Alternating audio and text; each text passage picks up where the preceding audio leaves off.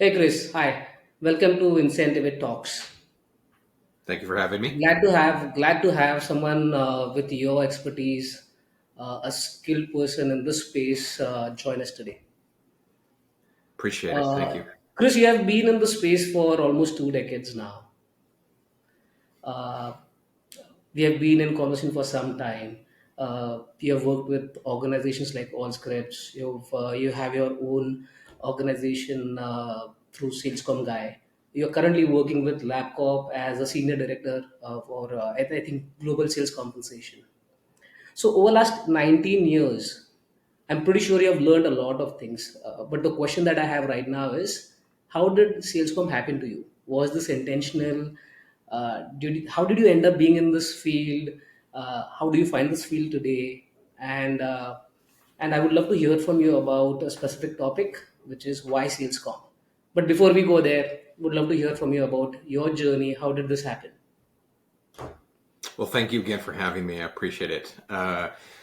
To kind of get into that, it was totally accidental. It was not planned whatsoever. And as I suspect a lot of my peers have sort of experienced, I was thinking I was going to go into public policy. Uh, Hmm?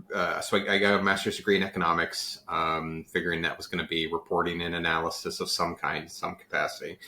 Got hired in essentially doing statistics work, Hmm? and then started doing reporting and analysis in access and predominantly, which turned into quotas and targets, and naturally the rest of the story for sales operations, which include sales comp. Hmm. And so that was really variable pay. Over time, as I kind of grew up in the company and the company grew up, what ended up happening is just like more and more of that, and that expertise through the experience of on the job training just evolved, right? I saw more Hmm. things, we did more things, we tried a lot of stuff, and then at a certain point, I actually learned more of the formal way of doing that, and added broad based compensation experience to the mix. So I moved from, when I was in sales ops, I sat under sales, I sat under finance, I sat under a sales operations function, and then much of that sort of changed over time, Hmm. in terms of a shift to then to HR and managing broad based compensation for the organization. Kind of combining those two is what I do now. So I'm like the c- compensation partner for commercial, which includes all of sales comp in terms of incentive design and the planned production, governance, etc. But it also includes both aspects of pay. For most folks, it's base pay and variable pay. So it's a unique combination of experience that has led me to where I am today. Got it.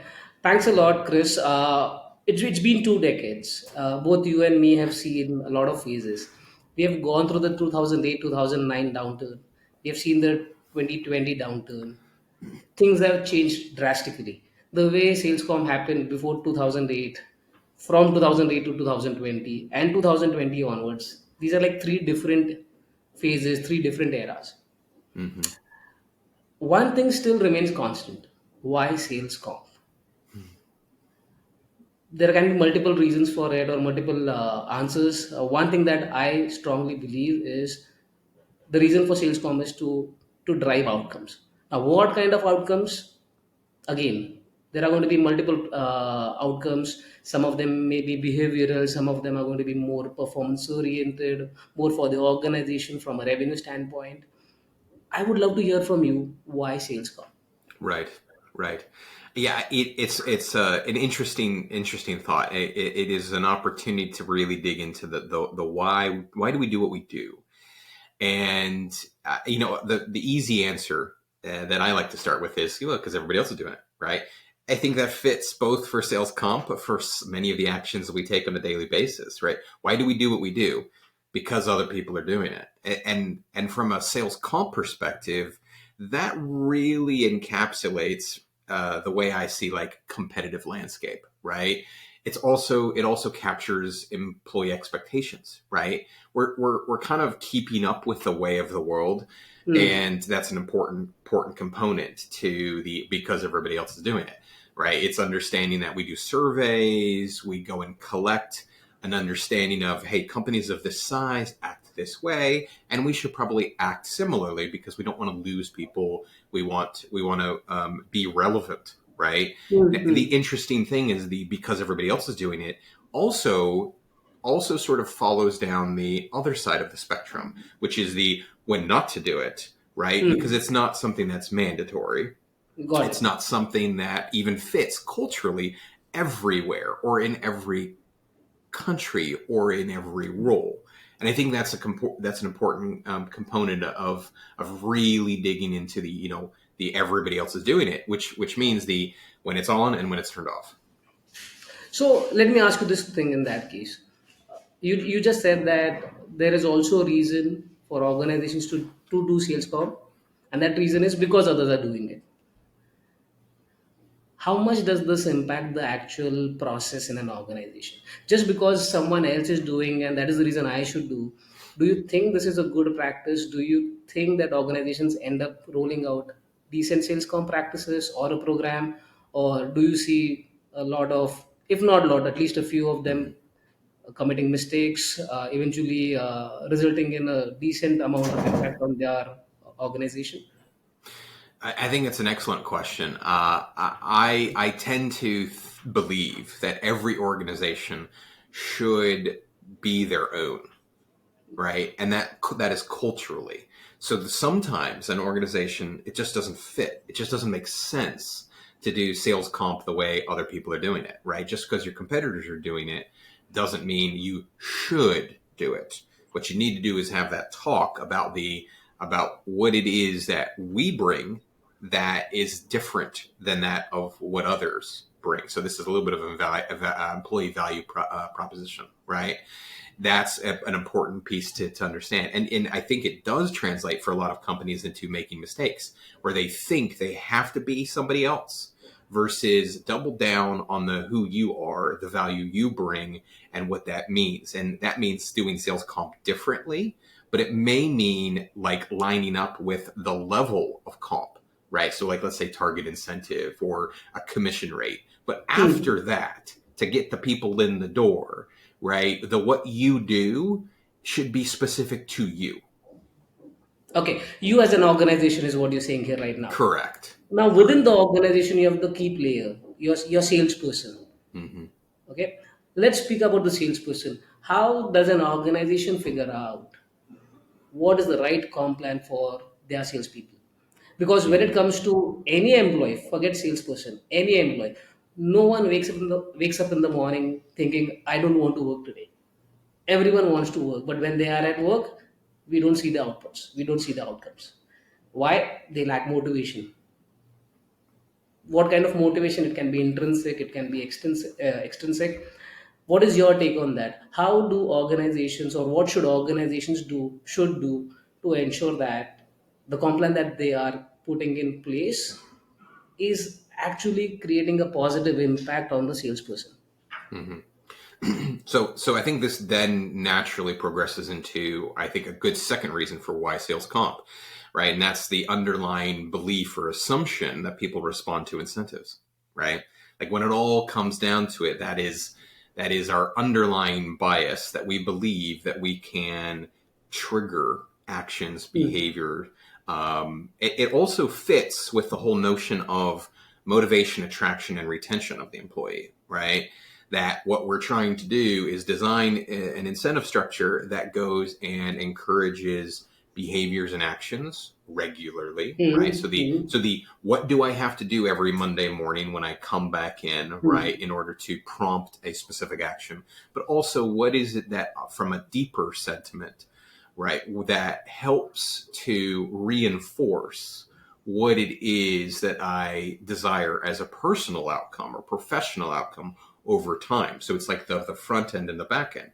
We can also sort of line this up with intrinsic and extrinsic, right? What is an internal motivator for me to act, and what is it that's Hmm. acting externally, right? What we hope to do is have a nice mix Hmm. of these these motivators which prompt specific action. Now, to the how do you get to the best comp plan?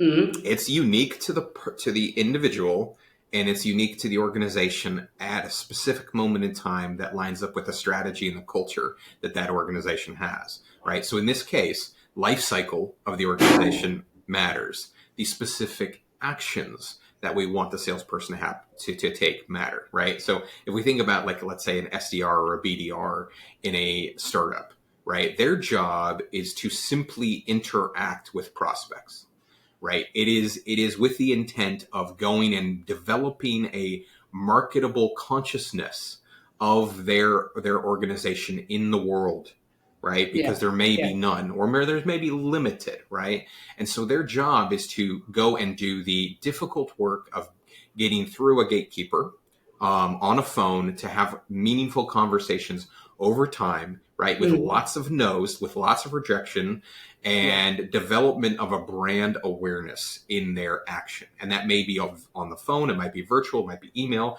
or a combination of all of these things. And the right plan is to positively reinforce the behavior that we need to happen. So the actions, right? So usually activities in this case, Got but it. also a little bit of the insertion of quality over time. So I like quantity and quality wherever possible that help us really add to the positive reinforcement, right, associated with that incentive. We are acknowledging that you're doing these things that we want to see. And so job one is simply doing. Job two is doing at a certain level, right? Yeah. And so that we're getting some positive outcomes, and our compensation reinforces the I'm going to do more of these things, right? And I see the reward of me doing those things better, right? And as I get better, ideally, the comp also rewards proportionally to the quality, right, of that job. And it Got it. follows along with the progression of the company. As they grow, the job changes.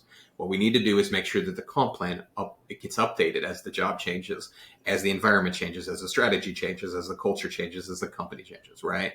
That's Yeah. what we want to do. So, one interesting thing that you spoke about, and I'm glad you spoke about that. As a part of your example, you spoke of a salesperson in a startup organization. Now, regardless of the organization, one theme that is still common in your example is that the activities that the salesperson has to perform needs to motivate him both internally and externally. And while he's working on it, he sees the value that he's adding to the eventual outcome that the organization wants. But these activities are are driven by the comp plan that an organization is putting together, and the comp plan that an organization puts together depends on what stage of the life cycle is the organization in. Your example was specific to a startup. Hmm. How would comp plans differ for an organization when they are in growth phase? That is, let's say startup, they're just starting up, or they have started up and they're growing. Someone who has kind of grown, have been around, they have some sort of brand already created. And then you've got another kind of organization that has already been there, Hmm. everyone knows about it, the brand itself sells. Now in all of these three kind of organizations, the same salesperson that you spoke about, his activities are going to be different. So one thing that we have figured out is that your sales com needs to get the right behavior from the salesperson. But what should those activities be driven by? Based on the life cycle of the organization where they are. So if you could just throw some light on, like the way you spoke of a startup, what should organizations look for when they design a sales com plan, depending on where they are in their growth life cycle? How would that impact? So I think this is the part where an organization has to spend the time really digging into their strategy and Yeah. how the job content fits in support of that strategy. So at the different points of life cycle, and we think of growth, maturity, and even decline, the Yeah. functional responsibility of that role may first off may trigger not to have that role exist. Let's start there. But Yeah. But the other part is let's assume it does, right? The function of an SDR or a BDR on, let's say, the decline would simply be a type of job that is more related to finding uh, companies that, let's say, they've already progressed through their stage of maturity.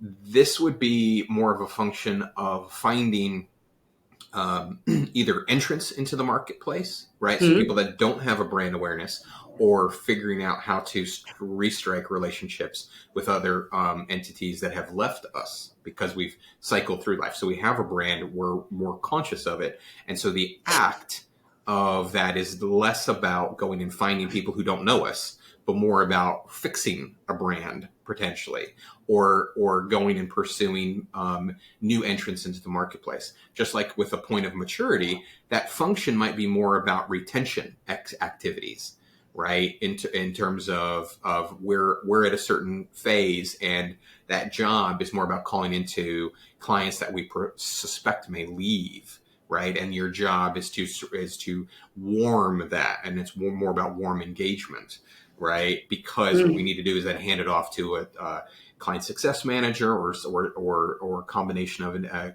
existing account executive for upgrades, right? There's a variety of different combinations therein, but really the exercise um, is more about understanding that how that job fits and supports the strategy for the organization at that moment in time, and the underlying metrics that are associated with that. So we got to confirm the job content first, Yeah. right? And then really think about, okay, so how do they fit in what they do that we can measure consistently, that they can repeat with some regularity, and that can be clearly in their control or capacity to go and do, right? Because that's the underlying components of having Hmm. plan measures, right? It's got to be measurable. It's got to be something that they have in their direct control, or can influence in some form or fashion, right?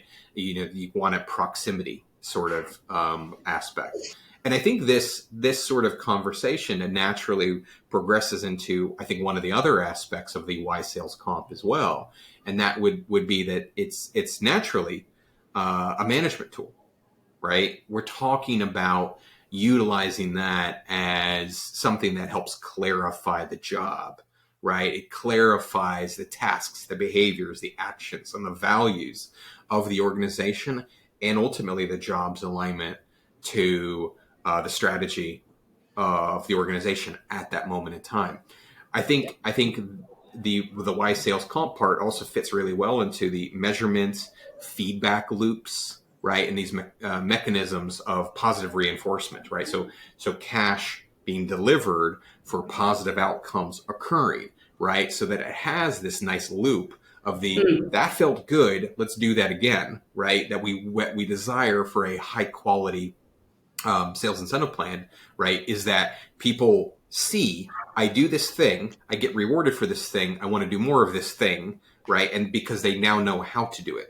One of the things that we like to make sure is captured there is the clarity of the functional responsibilities. And if we're able to Hmm. accomplish that, right, then we know that people can then clearly fit with the other thing, which I said before, which was the respond to incentives.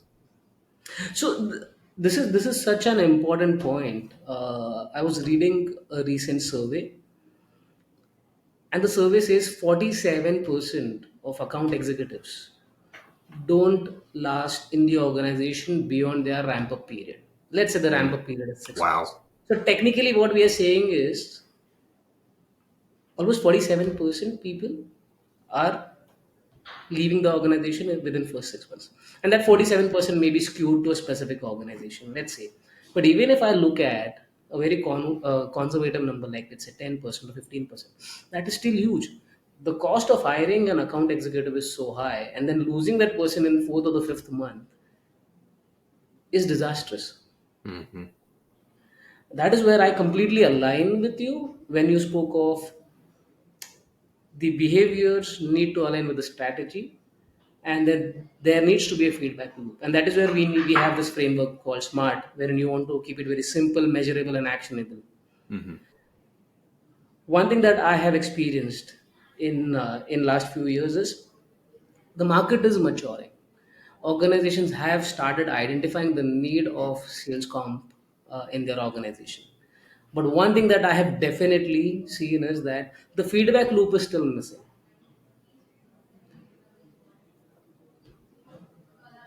Yeah. The feedback loop is still missing.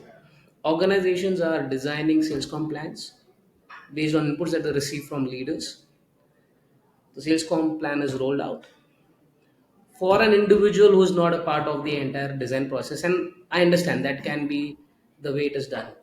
But one thing that I've definitely seen is that there is no feedback loop wherein the person who's there on the field or at the ground level, the challenges that he faces are not going back to the leadership, and that is where there is a high level of attrition today, wherein half of the people who are joining are not even meeting their quotas, and a significant portion of them are also leaving their job within the first 6 months. Mm-hmm. What I would love to know from you is, how can an organization avoid this? Would just a feedback loop be enough, or do you think there needs to be some sort of external consultation that needs to go in when the organization is doing or bringing in a sales comp plan or a program for the first time? How should one go about it, especially in today's day and age where agility is more in demand, where things are more fluid? In such scenario, what should be the right way, what should be the best practice for an organization to adopt when they do the sales comp program for the first time, or even if not first for the first time, let's say they're doing it uh, for the second time or the third time, but they're not pretty experienced at it. Right. Right.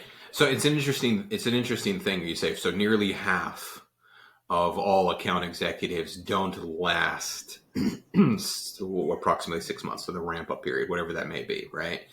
That's huge in that it truly does translate into costs for organizations. Exactly. I do believe that probably extends well beyond the realm of comp, most likely. But what I like to think of in terms of comp extends much further than I think most people traditionally think of in terms of sales comp. And that's because it includes a lot of the job documentation, which includes job descriptions, right? And the way that we present the job externally may feel like a little bit of a bait and switch. I think that's where you see a good chunk of people who don't really understand what sales actually means. Right? It's not a let's say easy job to do, and that's why there's a lot of comp that's sort of thrown at people to overcome difficult scenarios, and that's Hmm. actually what happens in many cases. I do also believe that there's a lot of this, and you kind of said it when we started, was this sort of like old sentiment. The old school approach would be almost like the military, where everybody goes in and half the people don't make it through boot camp. And there's this old sort of sentiment of like, yeah, let's bring on this class of account executives, and a certain chunk of them will never make it. And so this is our filtering process, and that's just it. Instead of actually finding out if people are up for the challenge, right? That if this is the right job for you in the first place. And some of that is the people, but a lot of it is also the job structure, the job um, as it is sort of pitched or designed. And they're poorly designed jobs in many cases because they don't actually fit what is needed. So you then have this sort of direct conflict of the work I do doesn't line up with my capability of earning, right? My measures don't fit what I'm actually being asked to do, right? Or measured against or paid on, right? And that's the part where in sales comp we can sort of address that conflict that naturally occurs with some congruency, some alignment. So to kind of answer your broader question, Lee, how can we sort of fix or get ahead or best practices associated with that? And much of it is be open and honest about what it really is that your organization needs. Because if you're clear, then you can find a person that can fulfill that. If we're if we are wishful, or if we are not really truly honest with about where our current situation is. So companies are in sometimes good times, sometimes bad times, sometimes in the middle of the road.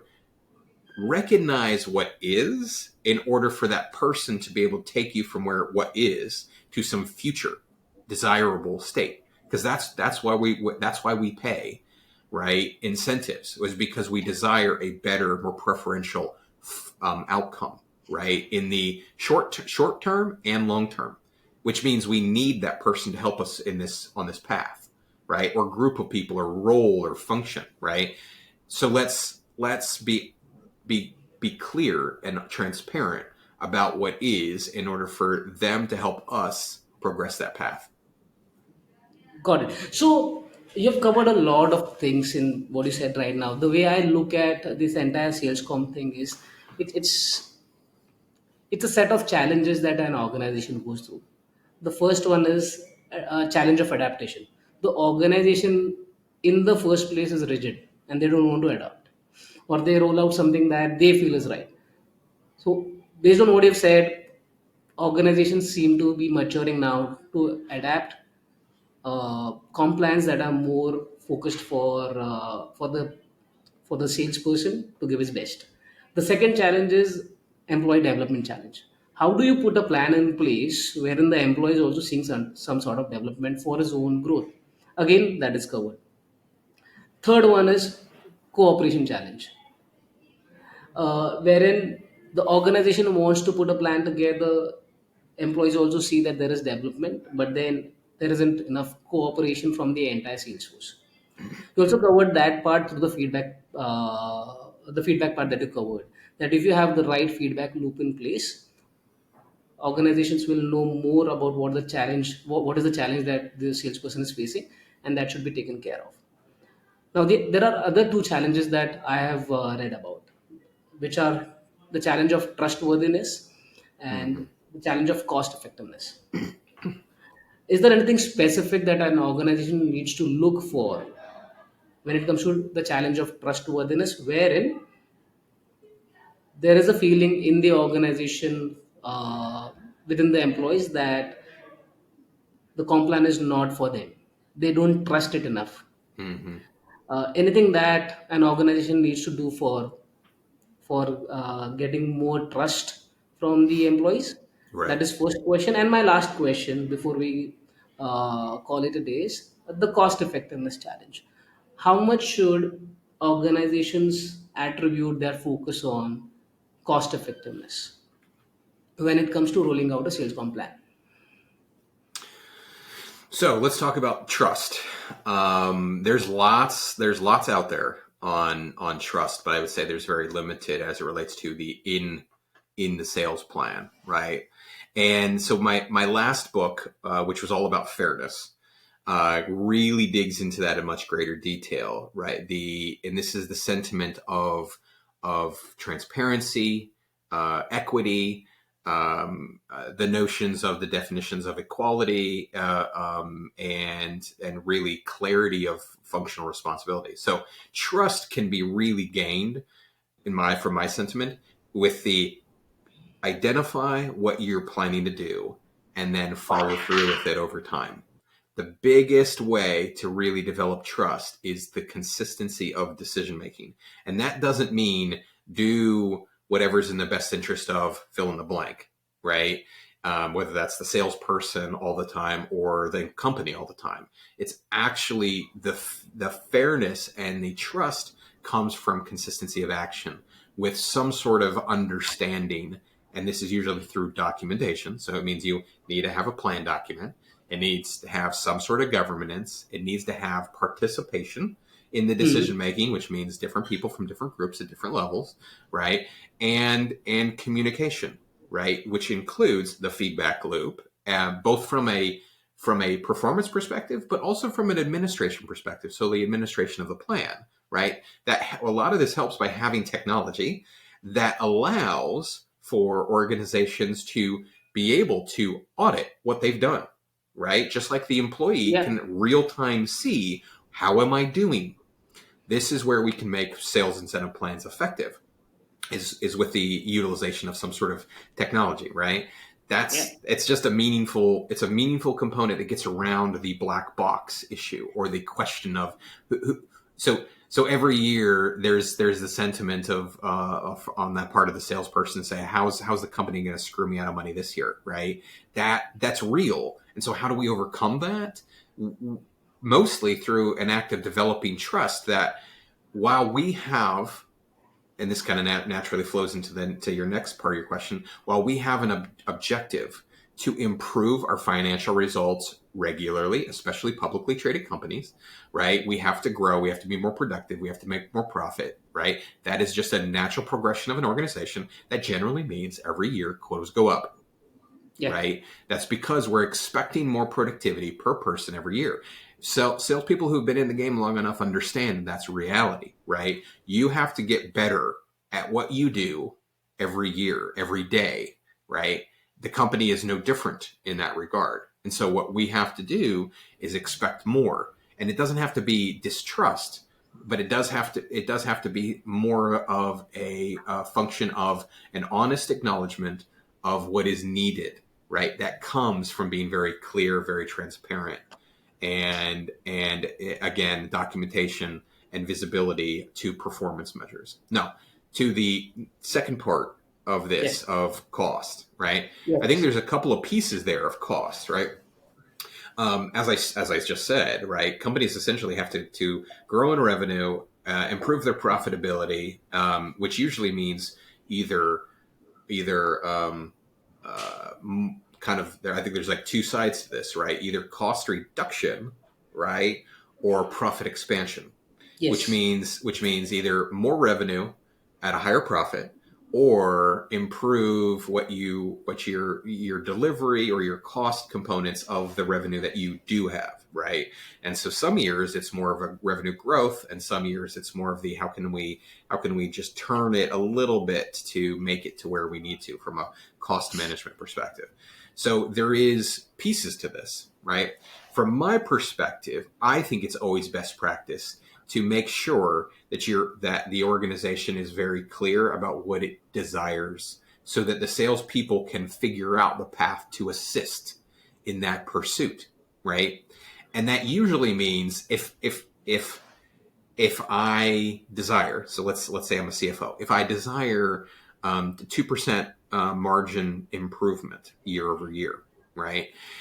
How am I going to do that? Well, I could reduce costs, which means I could pay people less. I could improve the way I deliver my services, so my cost of sale, or cost of delivery, or anything therein, or I could try to expand, right? And desirably, we should all be focusing on the expansion, but some years we focus on growth through, well, really self mutilation, which it doesn't really work, but we tend to do that from time to time.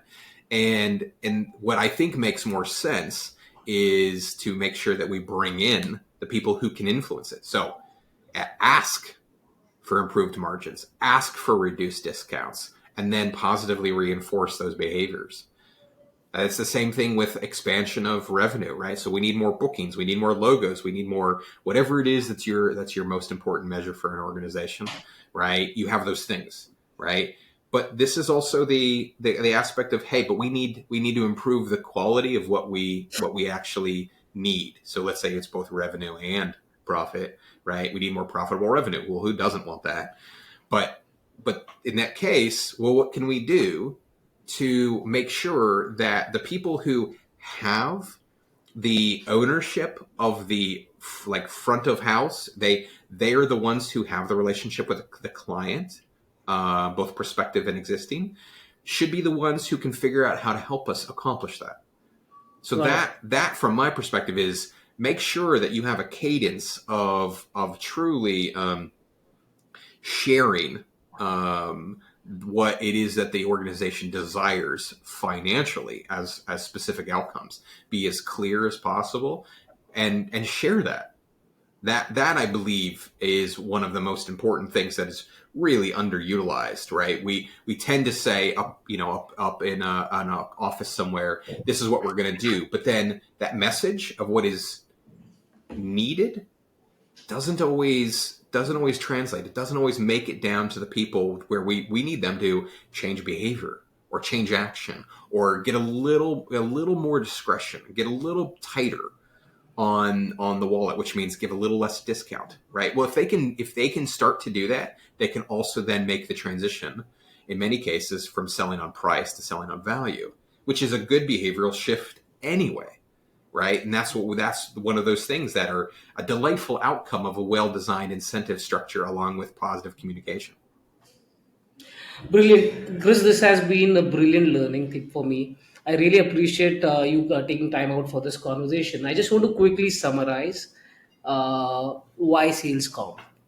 It's not because others are doing it. It has to be aligned with outcomes, and those outcomes are again not standardized. It depends on the organization, where you are as an organization in your growth stage, whether you're growing, whether you have plateaued, or you are kind of on decline. uh, how long have you been around, what is your brand awareness, and what do you want to achieve. The last point that you spoke about is a perfect example. Regardless of where I am in the growth stage, oh sorry, the life cycle, the outcomes are going to be completely tied with what I want to achieve as an organization. Do I want to focus on the bottom line, or do I want to focus on the top line? So, just again to summarize, why sales come? Because you want to get the right outcomes, and those right outcomes can be right behaviors, or it can be right results, or it can be combination of both. Usually it's the combination, it has to be the combination of both. Right behaviors to ensure your people are enjoying at their work, they're satisfied, and eventually getting the right results as an organization. Chris, it was great having a conversation with you. Thanks a lot. I look forward to speaking with you again on such topics. Yes, Bye. thank you.